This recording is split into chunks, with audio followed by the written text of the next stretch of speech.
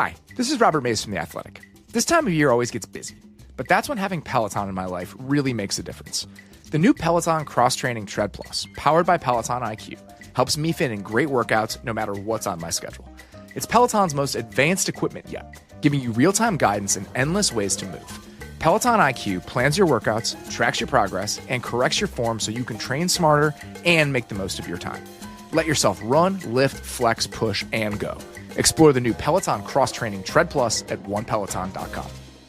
Hey, Ryan Reynolds here, wishing you a very happy half-off holiday because right now Mint Mobile is offering you the gift of 50% off unlimited. To be clear, that's half price, not half the service. Like, Mint is still premium unlimited wireless for a great price. So that means a half day, yeah?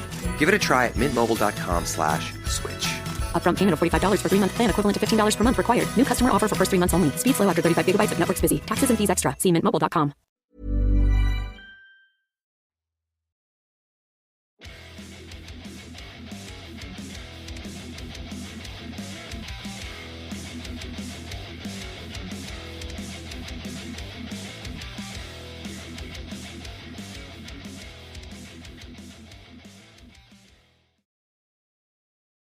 Well, guys. Welcome to this week's episode of Heavy Metal Tones. With me, as always, your podcast host, Tony Evans. You know this. You know the score by now.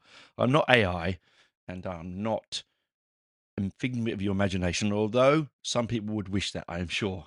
Anyway, this week being our 250th episode. Can you believe it? 250 episodes of me blathering on, yada, yada, yada. I thought I would dive back into the very first start, way back in 2020, with an episode 1. It is in a shocking audio. It's shocking. Look, I didn't know what I was doing. I had a mic from Amazon plugged straight into my laptop. I had no idea about interference. I wasn't using Reaper. I didn't have any kind of concepts of EQs and balances and doors and all that stuff. So I'm going to try and clean it slightly. I'm going to put it up. Please ignore the low-level hum that is sitting in the background. How my show got to 250 after that first episode is beyond me. I do not know. Anyway, it's quite a short one because back then they've sort of grown with the length of the program. So this episode is episode 1. I recorded it in my spare bedroom, which was empty of furniture because we were decorating it. I had my little cat who had surgery only the day before sitting on my lap. It was sunshiny. I plugged the mic that I got from Amazon for $60 straight into my laptop for this little box thing that came with it. It was absolutely useless. And I didn't hear the hum when I was recording it. And honestly, it wasn't until a friend of mine listened to it back and said, "What's that noise?" And I was like, I didn't know. I had no idea. And you can really, you can hear I grow into the episode. I'm a little bit tentative, a little bit, and then I get a little bit better on it. Anyway, I'm going to put it in its entirety. Please do enjoy it. And then and then there'll be a break. And then there'll be a break where I've got a band that reached out to me recently that I said I'd put in this episode for them. Damien reached out to me, so listened to the show and wanted my look on one of the tracks they just released, wanted my take on it. The band's called Payout. They're a trio of heavy metal, speed metal kind of band. So do please stay around for that if you can manage to get through the noise of episode 1. I'm proud of it. I'm proud of where it comes from. I'm proud of what I did. A lot of, I've come a long way, of interviewing some of the biggest names in the music industry, in my realm of music industry anyway. I've had some brilliant, wonderful chats to you all about things. I've whinged, I've laughed, I've made mistakes, I've hit the mic, I've dropped things, I've done it.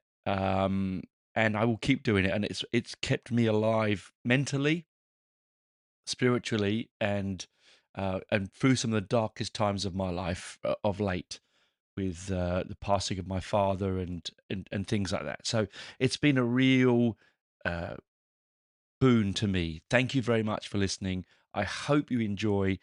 episode 1. Please do try and overcome the sound issues that are on there.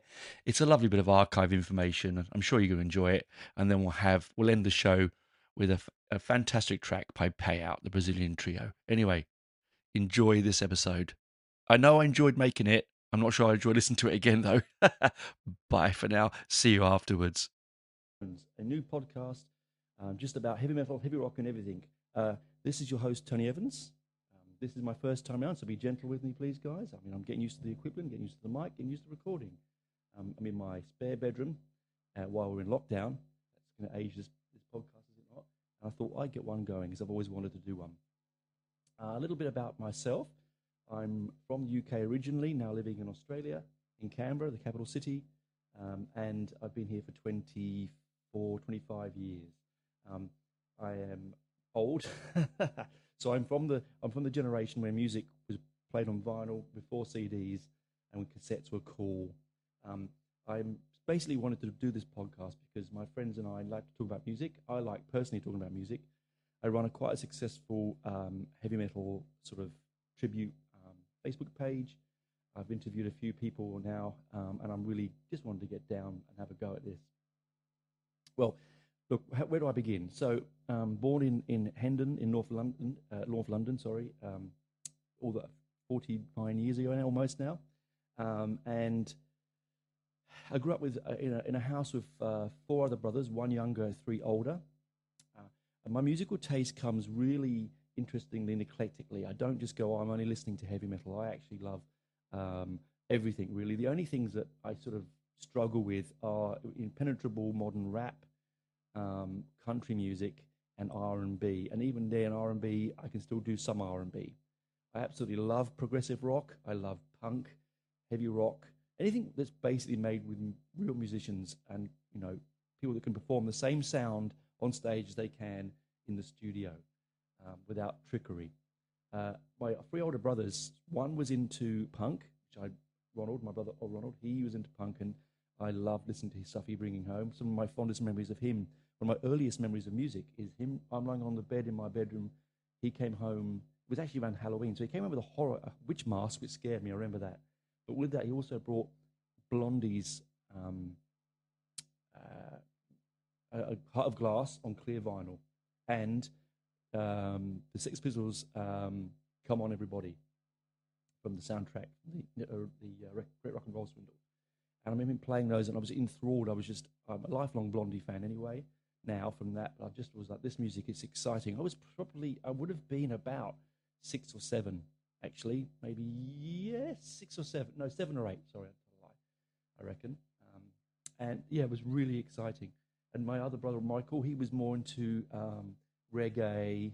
He really liked Bob Marley. Interestingly enough, because he's not a musical person, he's very musical. He plays the trumpet and he's extremely gifted with a musician, but he wasn't someone who'd buy records.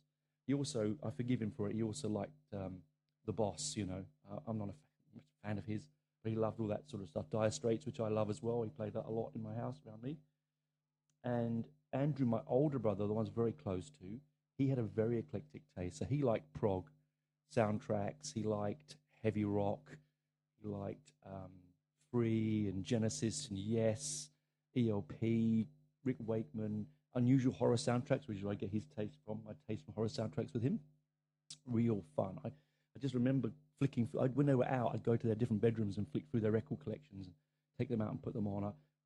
A very fond memory is placing on my brother's very precious Bang & Olufsen record deck. God, now I can't believe I did it, really. You'd kill me if you just found this out. And we're playing his copy of Songs from the Wood by Jethro Tull. No surprises there, I really love Tull. And so for me, it was just a wonderful mix of music. So I grew up in this household. My mum and dad didn't like music. Mum was an Elvis fan that didn't really listen to music, and dad was a big band and Buddy Holly man, but he just didn't like music in the house. He found it he was a really somber man when I was growing up. And so, like, Top of the Pops was never allowed. We didn't have a stereo that he could play. That unless we could play it, it was our stereo in our bedroom. I remember getting told off for playing Billy Ocean's The Going Gets Tough too loudly on my stereo in the bedroom. Anyway, I went through phases of really early hip-hop, loving African Bambaataa. I still love Grandmaster Flash. when it was a punk street sound, really, like the early Beastie Boys, Run DMC, that stuff, when it wasn't all about attainment and guns and boats and things like that. It was more about a message, a street message for the kids in New York, which is exactly what the punk movement was.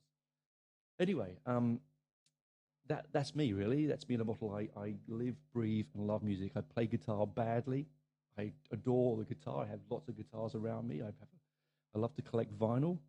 I buy lots of vinyl. I have so many pieces I enjoy. Even if I don't play them, I like to have them near me.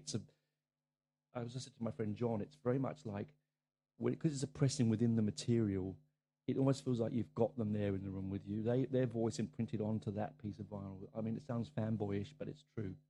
I also love collecting heavy rock and heavy metal and punk ephemera. So many T-shirts. I could have a different T-shirt on every day, 365 days of the year, and still not repeat myself. I am going to do a segment in the show today on my T-shirt for today, and I'm going to do that regularly. The history behind the shirt, what the shirt means to me, any memories of why I got it and where I was when I bought it, what the gig was like, and things like that. Should be fun. And when I get up and running properly, there'll be a picture on the Instagram of that particular shirt of the day, or my Facebook page, whichever will come first. So I hope you will enjoy sitting back and listening. I'm going to take a break now, and I'm going to come back with a little chat about the new Iron Maiden single and the excitement behind the new album. See you soon. Now, for the second part of the show, we're going to talk about the new Iron Maiden single, Writing on the Wall. Came out about 2 weeks ago to a lot of unusual and, let's say, mixed reviews. A good friend of mine, Matt, who is an Iron Maiden freak like me, was actually full of despair for it. It really seemed to upset him. He was, like me, gagging for the new single. It came out, and his first words to me were, "This doesn't sound like Maiden tone." Now, I have been a Maiden fan since I was 11 years old. I bought Power Slave on its day of release. I walked around listening to it on my little Sony Walkman. I put it on cassette because I didn't have a record player of my own at the time. But I had a Walkman, I had a little tiny boombox thing.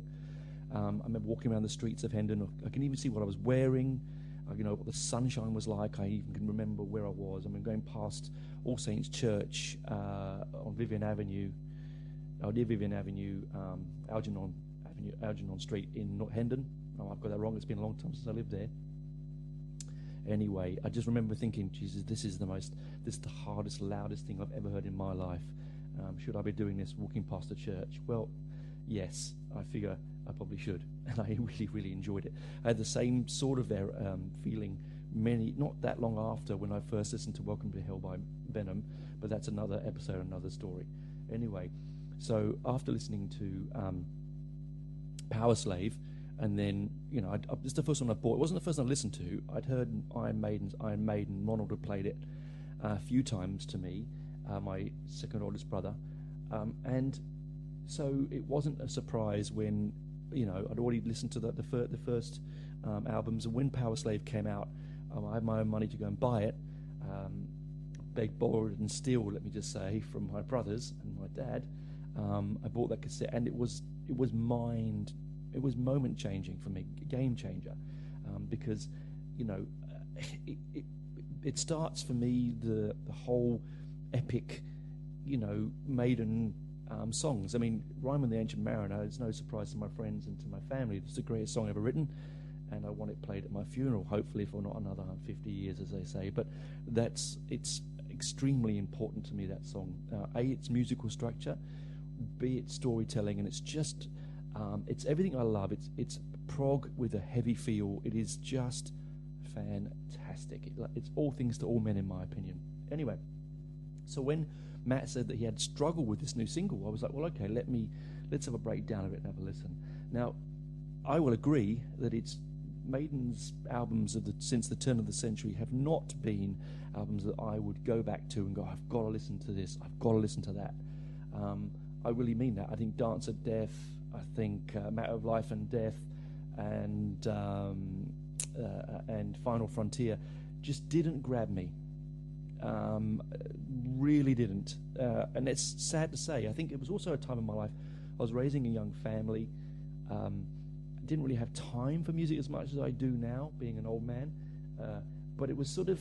So when I grabbed that music in the sort of space that I could and the time that I could, it never really did it for me. I remember when I bought the single, when I bought Speed of Light out when it came out, I was so underwhelmed. I had a Matt moment. I really did. I sat down and just thought to myself, oh God, what have they done? The album itself, I mean, look, as I said, they're not great. They're not my favourite albums. I think they suffer from the production sound. Steve Harris goes on about not liking the sound of the first album. I personally think there's a much better sound than the turn of the century albums. I think they are spoiled by the noise resolution, so pack as much noise into the frequency as possible, pack as much onto the CD as possible. Hey guys, vinyl was so successful for 100 years. Why? Because you could put a limited amount of music on an album, and if you wanted a double, make 2 albums. So therefore the sound doesn't have to be compressed. It's fuller, it's warmer, it's richer. I'm not going to go on and be the vinyl geek that I am, but that's the answer to it. Anyway, so the single came out, and as I said, Matt was really, really sort of distraught by it. But I thought, well, I'm going to listen. And so I do a video, a vlog thing for my Facebook page called Stairway to Hell, where I chat about things at the bottom of my stairs. And that was one of the videos I did, and I think it sort of helped Matt a little bit, because the single itself, if you have a listen to it, it really does sound like Maiden say it's their country sound. And they do say in all of their information that this album's going to have 2 songs on it that is going to be un-Maiden-like. And this was one of them. It doesn't have a gallop. It doesn't. It has Bruce attacks his vocal registry too high too soon, and so he's straining to get all of the words he wants to say in the stanchion of the music.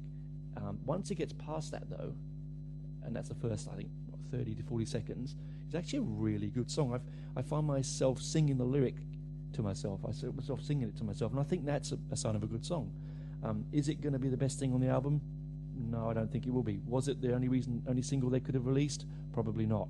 But if you look at the set lineup, the lineup for the album, some of those pieces, Time Machine and so on, they look like big 10-minute Steve Harris prog epics, and I am gagging for it.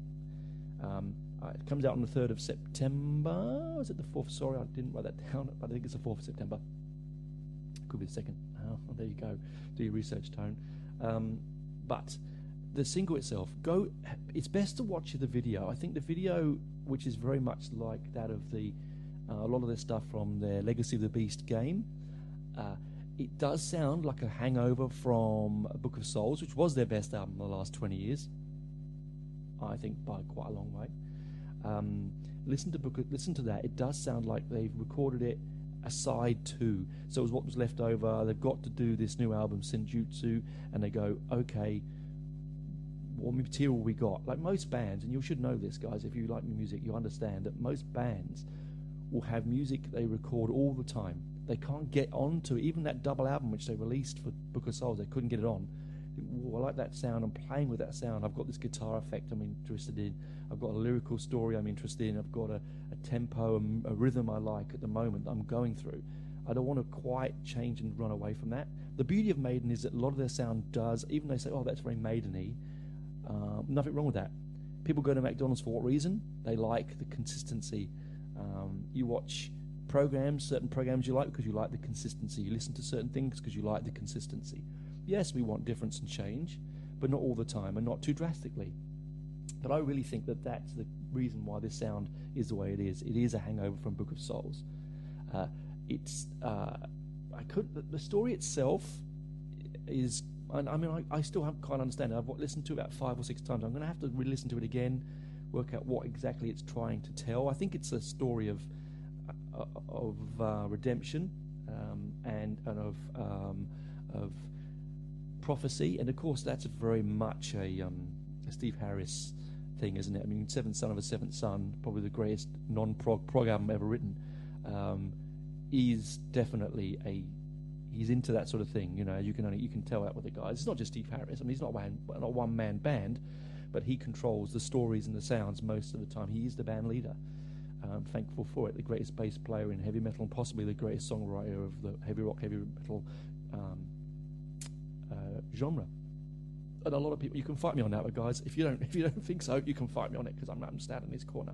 As an ex-bass player, a wannabe bass player, I can understand he plays some absolutely unbelievable pieces. Yes, he's not as virtuosic. Doesn't have virtuosic, is that a word? It's not as much virtuosity, as say someone like Geddy Lee or I don't know, Chris Squire of Yes, or even John Edwards of The Who, the greatest bass player in my opinion who ever picked the guitar up. No, he's not, but he has this amazing sense of rhythm and power and the gallop. I mean, everyone loves the Maiden gallop, don't we? We listen, we wait for it, we can't help loving it, and we just get into a heavy metal head-banging moment. Just fantastic. Anyway, I'm dribbling on about this, but what I'm trying to say is the album's out very soon. I'm in a music group where the 3 or 4 of us are listening to an album a day. I'm up to X Factor. I have to say that I don't like the Blaze Bayley albums. I am that guy. Oh, it's not Rob Halford. Oh, it's not Bruce Dickinson. I don't want to listen. It isn't that bad, really. Shouldn't be that way, but I'm driven by the front man. I always have been, the guitarist and the front man. Because let's face it, the Queen without Freddie Mercury is not Queen. I don't care what they say. Okay, Thin Lizzy without Phil Lynott is not Thin Lizzy. Marillion, probably my favorite non-metal band without Fish is not really Marillion. They can say they are, but they aren't really. Musically, they may be, but that's another podcast. Let's talk about that another day. Anyway, that's enough about that. You can listen to it on all streaming services. I recommend you go onto YouTube and have a watch. The video is fun to watch. It's an animated cartoon, as I said, very much in the kin of the Legacy of the Beast games. Go and give it a go. Don't go into it thinking this sounds like Maiden. Why doesn't it sound like Maiden? And get yourself in a tiz. Listen to it for what it is, because let's face it, an album is an album in its collectiveness. A single is pulled from that, and most bands are not singles bands. They may write singles or produce or release them. Maiden has been lucky to have a couple of really crackers. I mean, they've had a great single history, but they're not really, in my opinion, a singles band. So don't judge this. Don't go, I'm not going to buy the album or listen to the album because I didn't like Writing on the Wall, okay? Because that would be sinful. Anyway, I'll see you on the other side, and we'll have a chat about T-shirts. Welcome back, guys. This is part 3. This is the section I'm going to start to call Tone's T-shirt moment. Now, a little history of that. I have a fun chat with lots of my friends when it comes to T-shirt choice for gigs.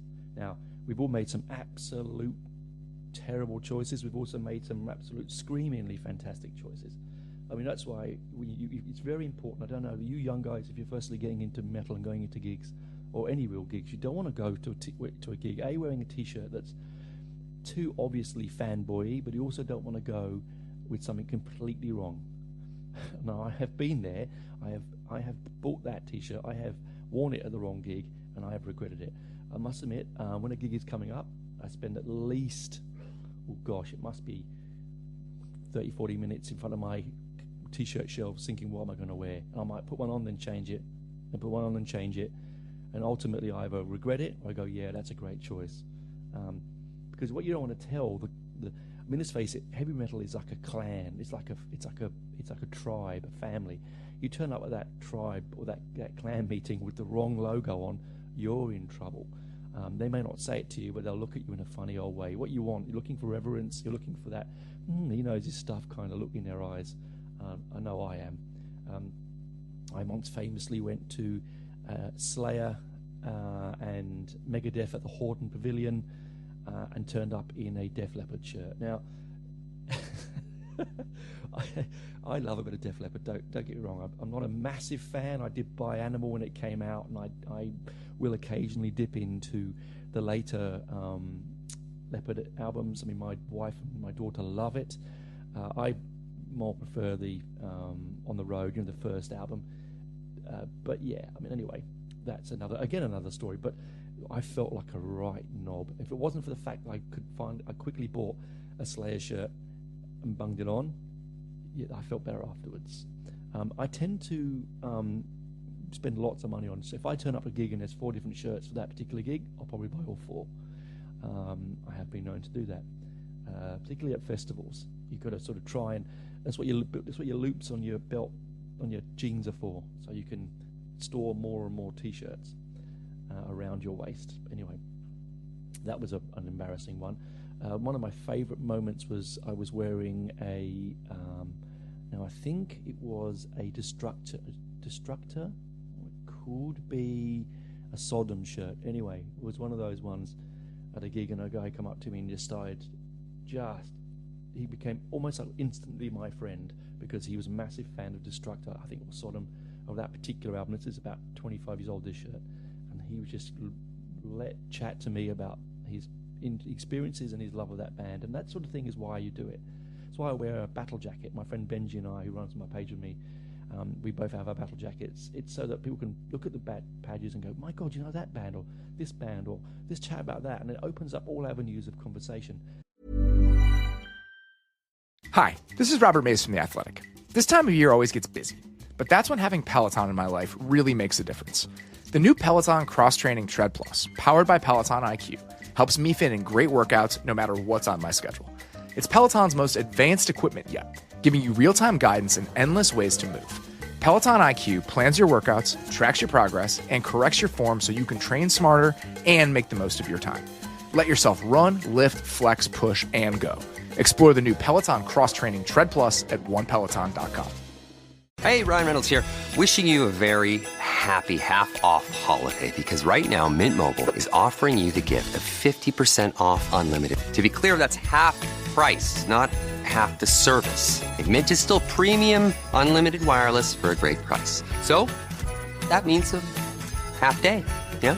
Give it a try at mintmobile.com/switch. Upfront payment of $45 for 3-month plan, equivalent to $15 per month required. New customer offer for first 3 months only. Speed slow after 35 gigabytes if network's busy. Taxes and fees extra. See mintmobile.com. Hey, I'm Paige DeSorbo, and I'm always thinking about underwear. I'm Hannah Berner, and I'm also thinking about underwear, but I prefer full coverage. I like to call them my granny panties. Actually, I never think about underwear. That's the magic of Tommy John. Same. They're so light and so comfy, and if it's not comfortable, I'm not wearing it. And the bras, soft, supportive, and actually breathable. Yes, Lord knows the girls need to breathe. Also, I need my PJs to breathe and be buttery soft and stretchy enough for my dramatic tossing and turning at night. That's why I live in my Tommy John pajamas. Plus, they're so cute because they fit perfectly. Upgrade your drawer with Tommy John. Save 30% for a limited time at TommyJohn.com/comfort. See site for details. Avoiding your unfinished home projects because you're not sure where to start? Thumbtack knows home so you don't have to. Don't know the difference between matte paint finish and satin? Or what that clunking sound from your dryer is? With Thumbtack, you don't have to be a home pro. You just have to hire one. You can hire top-rated pros, see price estimates, and read reviews all on the app. Download today. In fact, the last gig that I went to, wearing my battle jacket, I had a conversation with a guy from Orange who told me that he bought an X-ray machine, a chest X-ray machine from the local hospital when they closed it down. What kind of conversation? I don't know if it was a beer, it was the gig, it was the atmosphere, but I could not stop laughing. I had to go and sit outside and catch my breath. It was hilarious. And you know what? He had more stories like that. It was fantastic. And his poor wife, in dismay on her face that this guy's bought a chest X-ray from the Orange Hospital. It was just hilarious. And all I could think of was, what's he doing with it? And where's it going? Where's he put it? Anyway, the fun of these sort of things. But shirt I've chose today. I've chose one of my later gigs, one of the more recent gigs before lockdown. I've got a Flaming Wreckage shirt. Now, Flaming Wreckage are a Sydney-based thrash metal band. They won, I think they were, yes, if I'm rightly saying that they were Triple J Unearthed. They are really nice guys. They play really intricate, fun thrash metal, and they're artwork is second to none. I've got all their shirts now. I love the imagery. This particular one is on the back. It's got "Thrown to the Wolves," which was a song of theirs, and it's got in trees. It's got these half-eaten bodies tied to trees, and these wolves tearing up another body in the foreground of the shirt, blue and red. I post a T-shirt most days on my Facebook page, and the feedback I got from that was, wow, it's brutal. And I have to say, as I've got older, the more brutal the shirt, the more I enjoy wearing it. I've got some that I can't wear. I saw even I feel, ooh, that's a bit close to the knuckle. Some of the sort of satanic ones, but I still really, because I love black metal, so I mean, still do it, but it's just, they're probably gig shirts, not around the town shirts. The gig itself was the first we went to that wasn't sit down, I believe, or was that a sit down one? No, it was the album. This one where I've got here is the album launch, which was a stand up gig. So they released their album Cathedral of Bones, and it was the album launch in Canberra at the Basement. Shout out guys to the Basement and Mick and Nick that run it, the greatest venue in Australia, one of my favourite venues in all the world. Dark, sticky, loud, full of like-minded people, guitars all over the walls and ceiling, great bar, great food, right up close against the music. The sound's effing amazing, and you cannot not love that place. Anyway, that aside, what a great gig. It was 3 bands on the support: Arcane, In Memoriam, I believe. I'll have to check that again, and then the wonderful Flaming Wreckage. Just saw them. I saw them just as a sort of like a. I think they were headlining. There might have been support about 2 or 3 years ago, and just thought these are guys. Oh wow! They just play so much. They have such good fun and so enjoyable live. And the guitarists are technical. The vocals are brutal, and it's just it's. If you're looking for a sound, if you want to try them, I'm trying to compare them. They're a bit like they sort of play guitar akin to Anthrax without being Anthrax. They don't have that Metallica thrash sound. They're more, I mean, very Australian, really. I think the Australian thrash scene, Militaria, a bit like that. They just have that fun side to them. Anyway, brilliant shirt. I have all of them now. As I said, this one here you can get on their Facebook, on their web page. If you want to support a great local band, go and grab one of those shirts. If you're overseas listening and you want to support them, they can ship them overseas. They probably will, when the world gets healed, tour and do festivals. I'm absolutely sure they will. Why wouldn't you pick them? They're really good live, and they make really good albums. So yes, that's the T-shirt of the day for me. One of the newer ones. I will dip into an older one, but the reason I didn't do that is I've just stacked them all up, and to go through them it would be quite nightmarish. This is one on the top, so that's the first cab off the rank. Now, I hope you enjoyed the show. As I said, this is a first one. I'm really giving it a go. Any feedback would be great. I will be trying to get on my mates on. We'll have a chat. I've got people in the industry we want to chat with. They've all been keen on coming on and talking. We're going to do some post-gig chats. I'm going to try and do this as often as I can, time permitting. But yeah, I hope you enjoyed the show, and we'll chat on the other side. See you guys. Well, you survived the hum of horror, episode 1, and me umming and ahhing, and I had no direction then whatsoever. I wrote a little sort of mission statement down on a bit of paper, which I've still got. I even had a really cheesy opening monologue that I would do every week, and I thought, no, it doesn't work. I'm not. At that time, I wasn't very much. I wasn't as confident. So now, luckily, I have that confidence, but I still don't want to do it. I love my little format. I'm sure that if you have any theories on my format, reach out. Do let me know. I know I can ramble. I know that when I do a lyrical dive, I sometimes can get lost in it and it can go on forever. But hey, thanks for hanging around and listening. I have got so much to come this year, even before the end of the year. And next year is going to be an absolute cracker. I know it is. So, as I promised at the beginning of the show, here is Payout, the Brazilian three-piece heavy speed metal band, with their new single, Acid Suspiria, based on the fabulous and wonderful Dario Argento classic Suspiria. Not the remake, although the remake I did talk about, I couldn't get around it. You know that. Go back and listen to my Halloween episodes. But Suspiria, the what brilliant hallucinogenic blood splattered madness of technicolored craziness of Dario Argento's mind. They've took it and they've added their own little spell on it, and they've created this psychedelic madness. And it's got it's got a real catchy hook in the intro, which just you could find yourself humming to. I'll just give you a quick rundown of what they sent me. Okay, Payout is a Brazilian trio from Londrina, Paraná. So Parana, with a little accent over the A. If I've said that wrong, I apologize. That began its activities early around 2019. The band's music is heavily influenced by the names that mixed energy of metal and punk, i.e. Venom, Motorhead, and Tank and Warfare, along with some influences from the 1970s hard and heavy scene. These references result on a crazy musical journey that picks psychedelic chaos and scenarios from a Nazi killer girl to a crazed cannibal priest that will just lyrically blow your mind.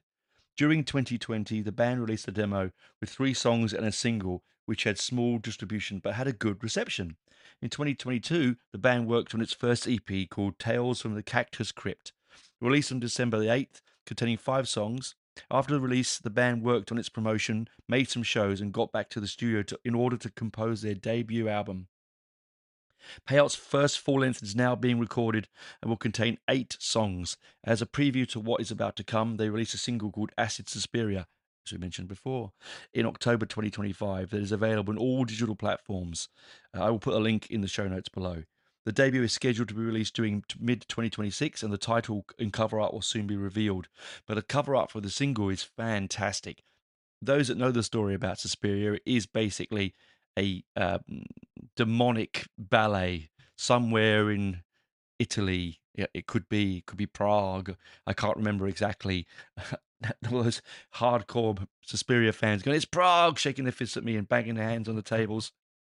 Look, that's what it is. Anyway, it's a great track.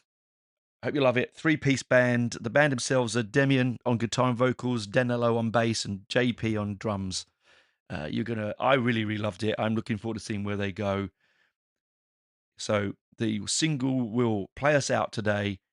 Have a good rest of your week.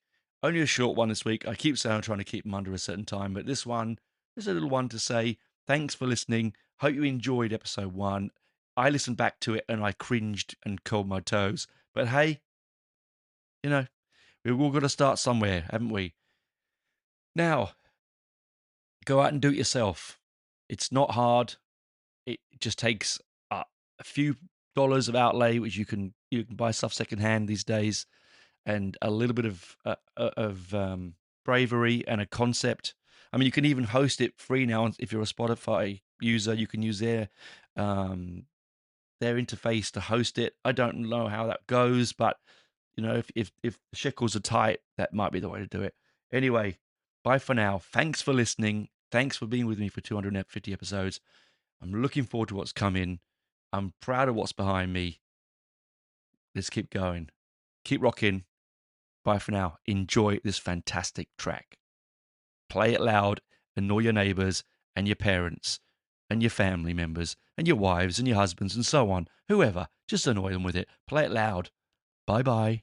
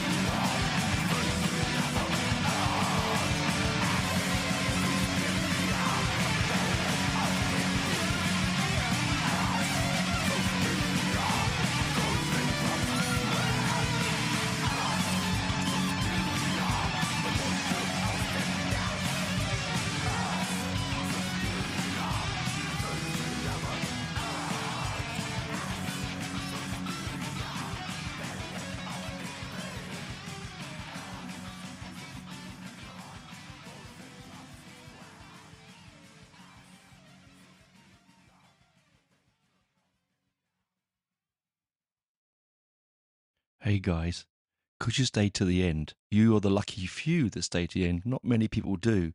Those that stay with me right through, I know there's a few of you. I love all those ones that do.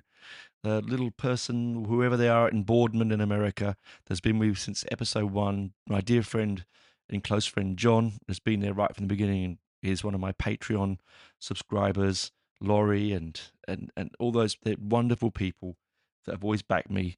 I know that you stayed to the end. So, because you do that, here's a surprise track by a singer called Dave Tinnelt. He's a wonderful Australian performer. I'm about to interview him for Metal Ruse this coming weekend. And he has worked with some of the biggest names in the industry here in Australia. And so I love this particular track, which is I'm going to play for you now, which is Vaguely Clear, it's called. It's a song about the journey, not just a destination. It captures those moments when inspiration strikes and reminds us that even life feels uncertain when every experience contributes to who you are becoming. David Tinnelt, a name that some of you may not know, some of you may. I urge you to check out the link below, of which I'm about to link you in. And here's a track, Vaguely Clear. Thanks for Michael from Metal Ruse, who's always supported me for the use of this track. And yeah, talk to you next week. Thanks for staying on to the end. Bye for now.